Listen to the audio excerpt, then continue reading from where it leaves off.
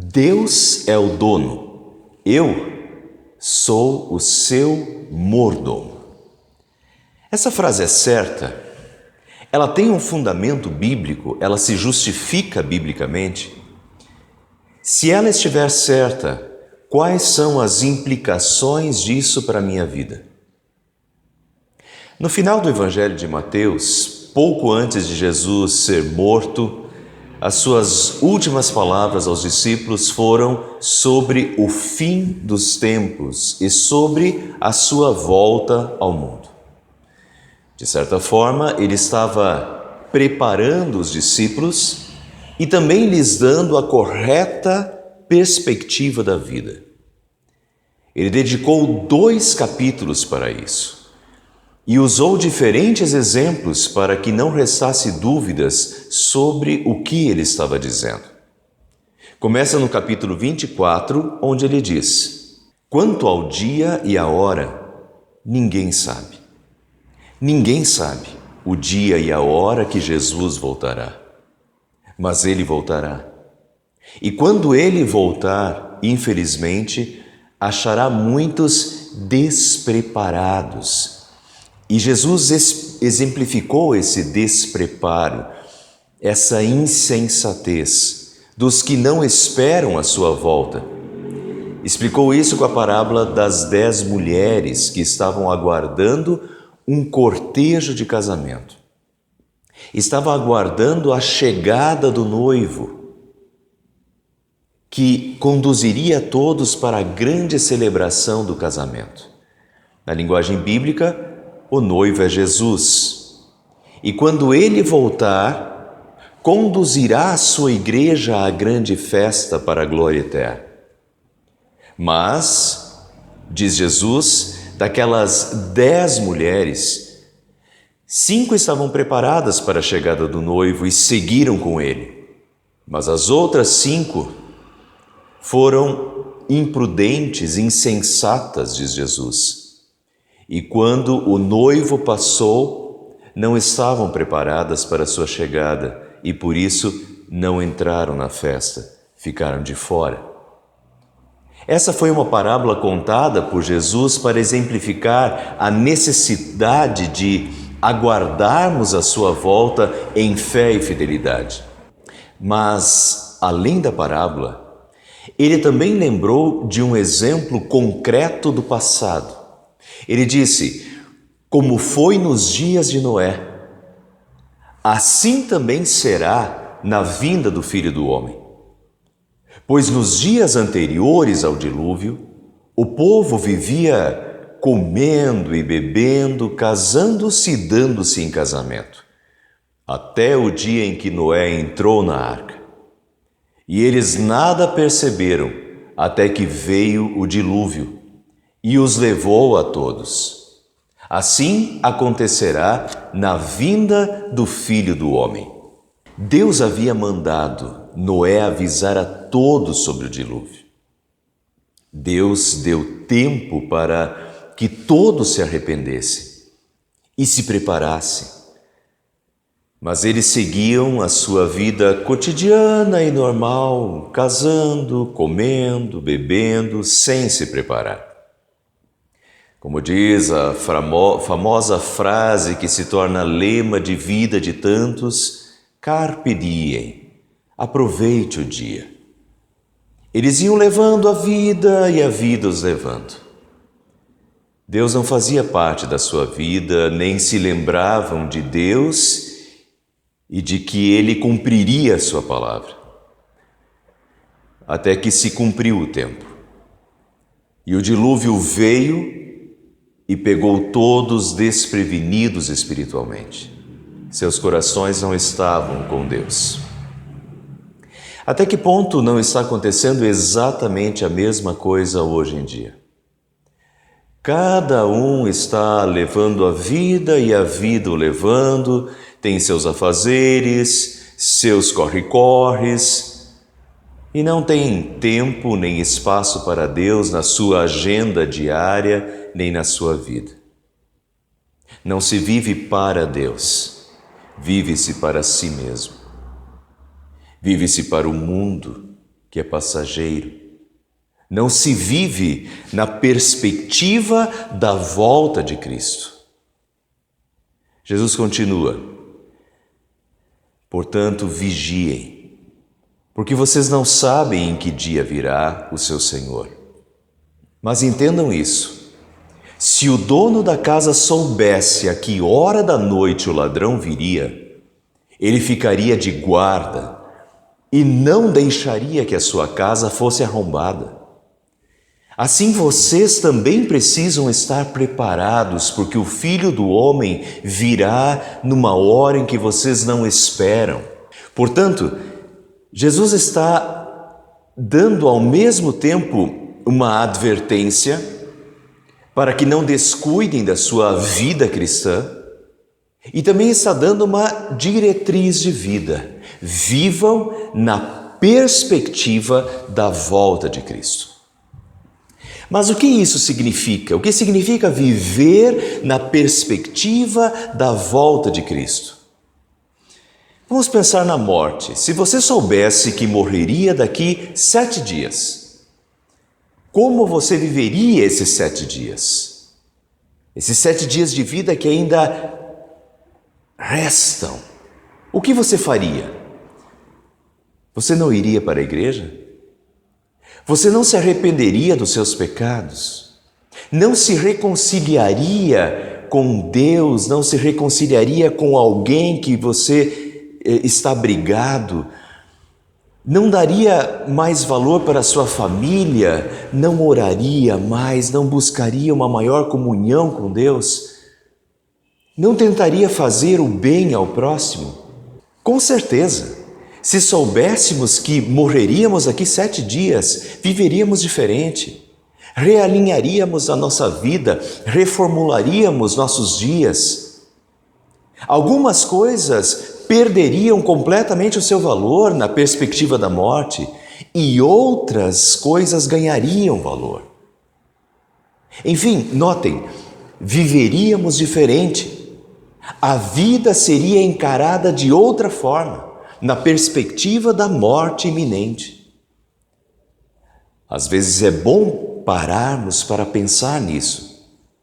Faz a gente requestionar no que gasta o tempo, no que está gastando a vida, no que está dando valor e principalmente do ponto de vista espiritual, que lugar Deus ocupa em nossas vidas.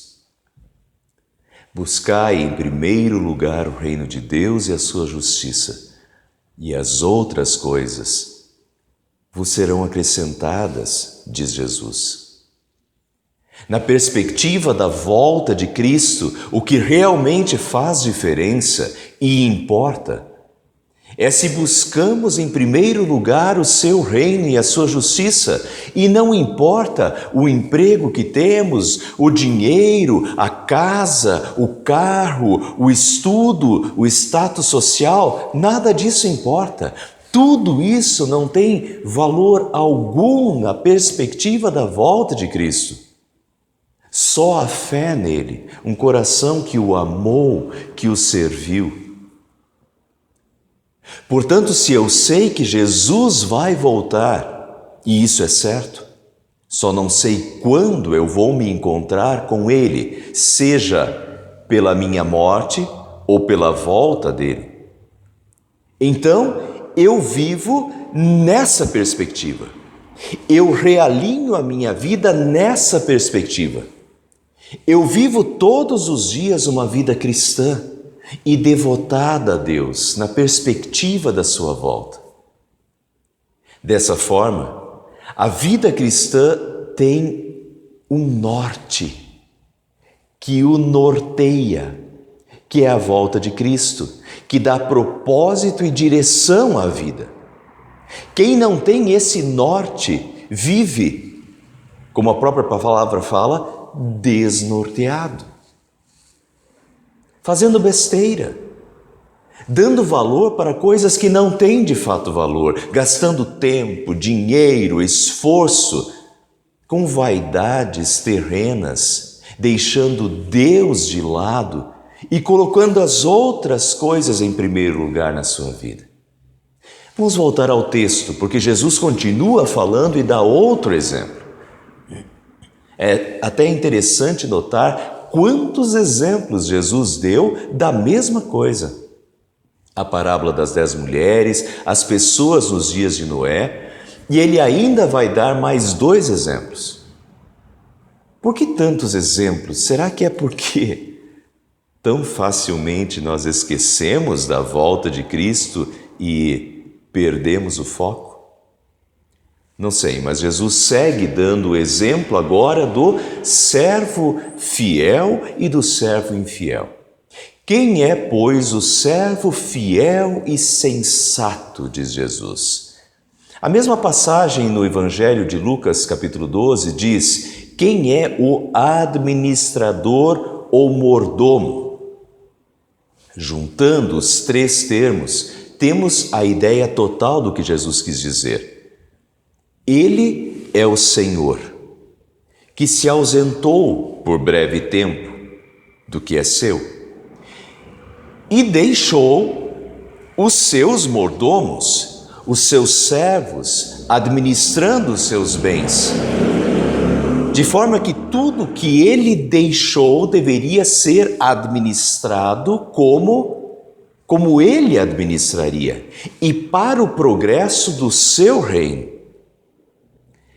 Então vamos voltar ao texto e continuar. Quem é, pois, o servo, mordomo, administrador, a quem o seu senhor encarrega dos de sua casa para lhes dar alimento no tempo devido? Feliz o servo que o seu senhor encontrar fazendo assim quando voltar. Veja, o Senhor encarrega o servo de cuidar do que é dele, de ser um mordomo, um administrador fiel, enquanto ele está ausente até a sua volta. Feliz o servo que o seu senhor encontrar procedendo dessa forma, sendo um servo fiel quando ele voltar. Mas, diz Jesus, suponham que ele diga a si mesmo: meu senhor está demorando, e comece a bater em seus conservos e a comer e a beber com os beberrões, ou seja, desnorteou, perdeu a perspectiva da volta do Senhor, começou a fazer o que bem entende, relaxou a vida. Então Jesus termina: o Senhor daquele servo virá num dia em que ele não o espera e numa hora que não sabe. Ele o punirá severamente e lhe dará lugar com os hipócritas, onde haverá choro e ranger de dentes. Ou seja, quando o Senhor voltar, aquele servo estará sendo infiel e será punido com o castigo eterno. Portanto, esse já é o 3º exemplo dessa série de ensinos finais de Jesus sobre a necessidade de prudência, de fé e de vida cristã na perspectiva da sua volta. A parábola das 10 mulheres, o exemplo negativo das pessoas na época de Noé, e agora o exemplo dos servos, o servo que serviu fielmente ao seu Senhor na sua ausência e por isso foi recompensado na volta do seu Senhor, e também o servo infiel, que começou a comer, beber, bater nos outros e foi castigado severamente na volta do seu Senhor. Para terminar essa série de ensinos de Jesus, assim como também para terminar essa nossa série de estudos sobre mordomia cristã, em que nos vemos como de fato somos, ou seja, não como donos de nada nesse mundo, mas como mordomos, como administradores de tudo que o Senhor nos deixou até a sua volta. Então Jesus termina contando a parábola dos talentos. Será como um homem que ao sair de viagem chamou seus servos e confiou-lhes os seus bens. A um deu 5 talentos, a outro 2 e a outro 1. A cada um de acordo com a sua capacidade. Em seguida, partiu de viagem. Notem novamente e explicitamente o exemplo de um senhor que precisa se ausentar por um tempo do que é seu.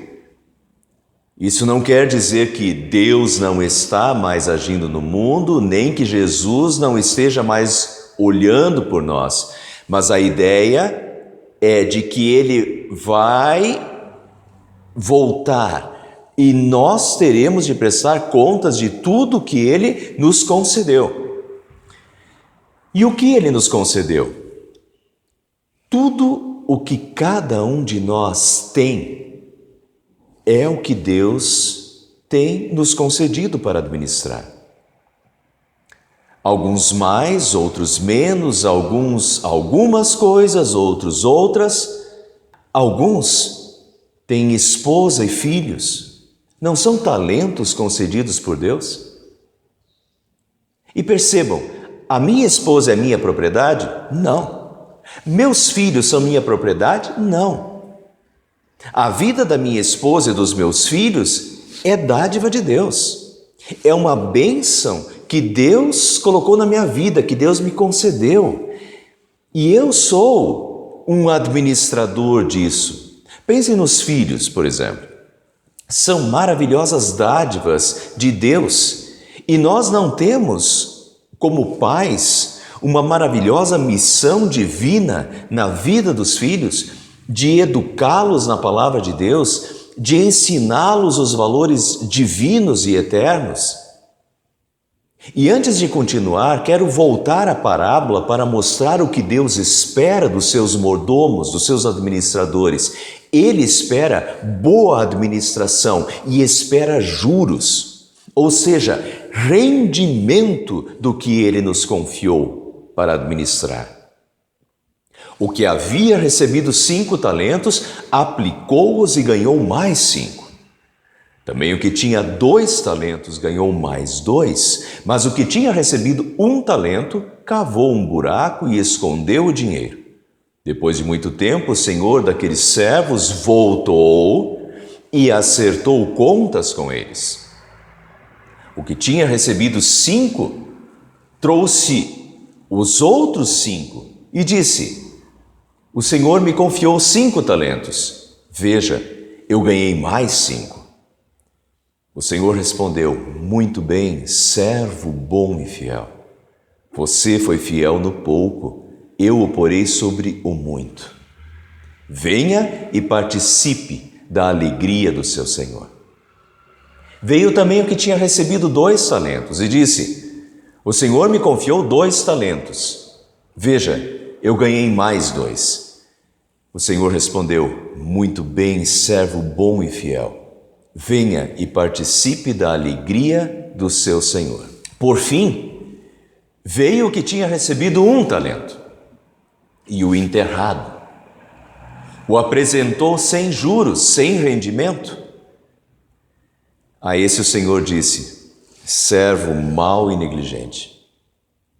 Você devia ter confiado o meu dinheiro aos banqueiros, para que quando eu voltasse o recebesse de volta com juros. Tirem o talento dele e o lancem fora. Lancem fora o servo inútil, nas trevas, onde haverá choro e ranger de dentes. Sem dúvida, o Senhor espera que tudo que Ele nos concedeu, que na verdade é dele, não nosso, mas Ele nos confiou, diz o texto, ou seja, Ele depositou confiança em nós, colocou isso em nossas mãos, para que administrássemos com fidelidade e fizéssemos isso crescer e prosperar até a sua volta. Então vamos voltar e aplicar isso aos filhos que Deus nos deu. O pai e a mãe que não ensinam sobre Deus aos filhos e não os criam numa vida espiritual, que lhes cobram notas na escola e lhes ensinam tudo para serem bem-sucedidos no mundo, mas não lhes ensinam a colocar Deus em primeiro lugar na sua vida, quando Jesus voltar, como achará a vida desses filhos? Vidas que produziram muitos frutos espirituais para Deus, que serviram a Deus. Não foi um talento multiplicado. Servo mau e negligente. Eu te dei os filhos, não para que você os criasse para o mundo, mas que os criasse como filhos de Deus e que servissem a Deus. Claro que isso não é uma equação matemática. Tem pais que ensinam os seus filhos sobre Deus e eles se desviam por conta própria, mas Deus sabe disso e sabe que os pais serviram com integridade e foram bons mordomos. Mas isso já nos ajudou a entender a questão da mordomia. Tudo o que Deus concede a cada um de nós nesse mundo, tudo isso é dele e nos é confiado como servos seus, como seus mordomos, como seus administradores, para que prospere e traga lucros para o seu reino, não para o nosso reino.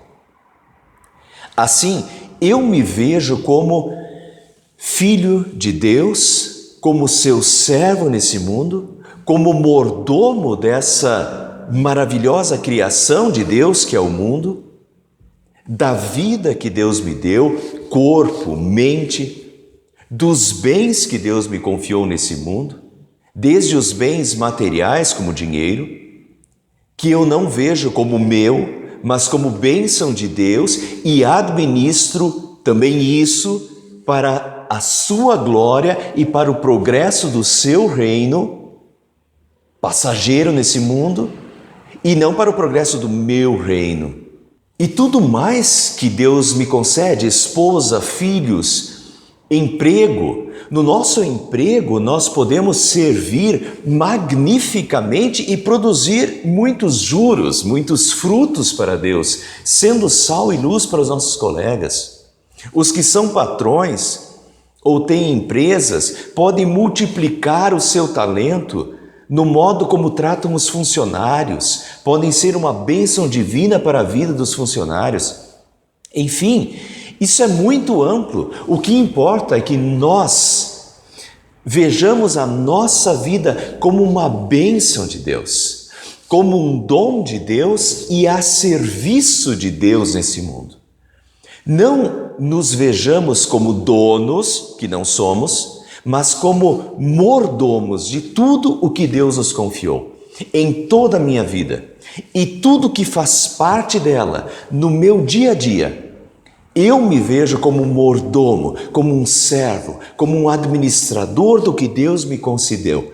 E administro tudo: vida, corpo, mente, espírito, tempo, bens, família, emprego, enfim, administro tudo para a glória de Deus. Que tudo na minha vida renda juros, multiplique para Deus. Administro tudo na perspectiva da volta do meu Senhor, que quando Ele voltar, me ache um servo fiel e me diga: muito bem, servo bom e fiel. Venha e participe da alegria do seu Senhor. Amém. Diante dele nos rendemos a tudo por ele, tudo por ele, a ele a glória e para sempre é tudo por ele, tudo por ele.